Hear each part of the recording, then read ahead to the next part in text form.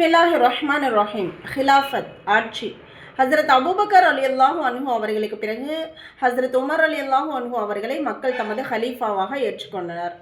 அவர்களின் நல்லாட்சி கியாமத் வரை ஒரு நமூனாவாக கருதப்படுகிறது. ஹலீஃபா பொறுப்பேற்ற பிறகு அன்னார் ஒரு உரை நிகழ்த்தி துஆ செய்தார்கள். யா அல்லாஹ், நான் கடினத்தன்மை கொண்டவன், எனக்கு மிருதுவான தன்மையை தருவாயாக. மேலும் உன் வேதமான திருக்குரானின் விளக்கத்தை தருவாயாக. அல்லாஹு தாலா அன்னாரின் துஆவை ஏற்று அவர்களை இரக்கமுள்ளவர்களாக மாற்றினான். ஏன்னா ரொம்ப கடினமானவங்களாக இருந்தாங்க. உமர் ரலியல்லாஹு அவங்க கோபம் அதிகம் வரக்கூடியவங்களாகவும் அவங்கள பார்த்து மக்கள் எல்லாம் பயப்படக்கூடியவங்களாகவும் இருந்தாங்க. அவங்களுடைய துஆவின் காரணமாக அல்லாஹ் அவங்களை என்ன செஞ்சிட்டான், இரக்கமுள்ளவர்களாக மாற்றிட்டான். அன்னார் எந்நேரமும் பிறரது பணிவிடைக்காக தயாராக இருப்பார்கள். பிறர் துன்பப்படுவதை பார்த்தால் நிம்மதியற்று போவார்கள். இரவு முழுக்க நகர்வலம் வருவார்கள். மேலும் மக்களுடைய நிலையை கண்டு அவர்களின் தேவையை நிறைவு செய்வார்கள். ஒரு சமுதாயத்தின் தலைவர் அவர்களின் பணியாளராக இருப்பார் என்றும் கூறுவார்கள். அன்னார் ஆட்சி காலத்தில் எங்கு நோக்கிலும் அமைதி. ஏழை பணக்காரர் என எல்லோரும் மகிழ்ச்சியுடன் இருந்தனர். மேலும் எல்லோரிடத்திலும் நீதமாகவும் நேர்மையாகவும் பாரபட்சமின்றி நடந்து கொண்டனர். அத்துடன் அவர்களின் பெயரை கேட்டாலே பெரும் பெரும் வல்லரசுகள் எல்லாம் நடிநடுங்கி போகும். பெரும் பெரும் வீரர்களும் அவர்களை கண்டு பணிந்தார்கள்.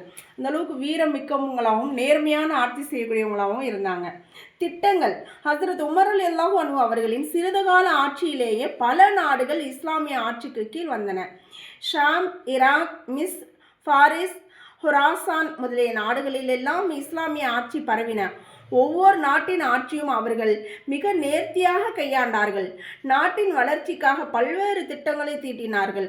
நீதிமன்றங்களையும் நீதிபதிகளையும் நியமனம் செய்தார்கள். வலிமை மிக்க போர் வீரர்களையும் காவல்துறைகளையும் உண்டு பண்ணினார்கள். கோட்டைகளை கட்டினார்கள். அனாதைகள், விதவைகள், ஆதரவற்றவர்கள் ஆகியோருக்காக இல்லங்களை ஏற்படுத்தினார்கள். ஒவ்வொரு இடத்திலும் சிறிதும் பெரிதுமாக மதரசாக்களை நிறுவினார்கள். உஸ்தாத்மார்களுக்கு ஊதிய ஏற்பாடு செய்தார்கள்.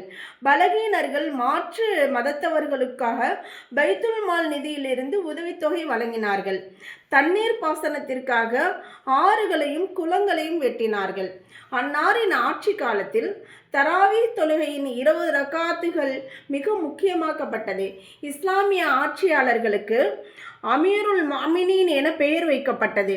மிக அழகான நேர்த்தியான 5 புதிய நகரங்கள் உருவாக்கப்பட்டன. அவையாவன பஸ்ஸரா, கூபா, புஸ்தாத், மூசல், ஜீசா. இந்த அழகான 5 நகரங்களை உருவாக்கினாங்க. பைத்துல் மாலின் நிர்வாகத்துடன் சட்ட ரீதியாக அமைத்தார்கள்.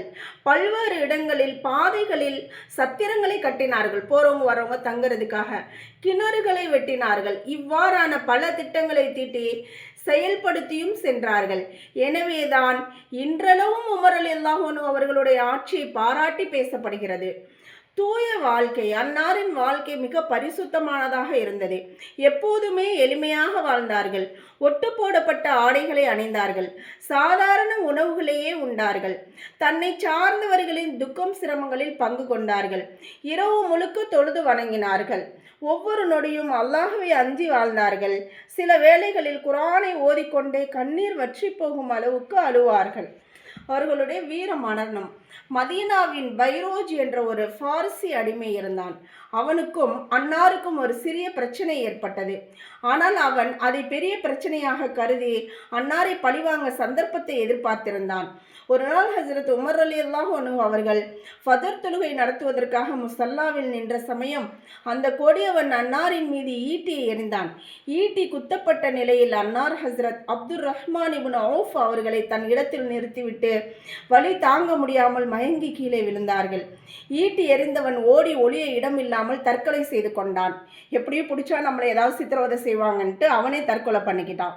ஹிஜ்ரி 24ஆம் ஆண்டு அன்னார் வஃபாத் ஆனார்கள். இன்னா லில்லாஹி வ இன்னா இலைஹி ராஜிஊன். அன்னாரது ஜனாஸா தொழுகையை ஹஸ்ரத் சுஹைப் ரூமி ரலியல்லாஹு அன்ஹு அவர்கள் நடத்தினார்கள். மேலும் நபி ஸல்லல்லாஹு அலைஹி வஸல்லம் அவர்களுக்கு பக்கத்தில் நல்லடக்கம் செய்யப்பட்டார்கள்.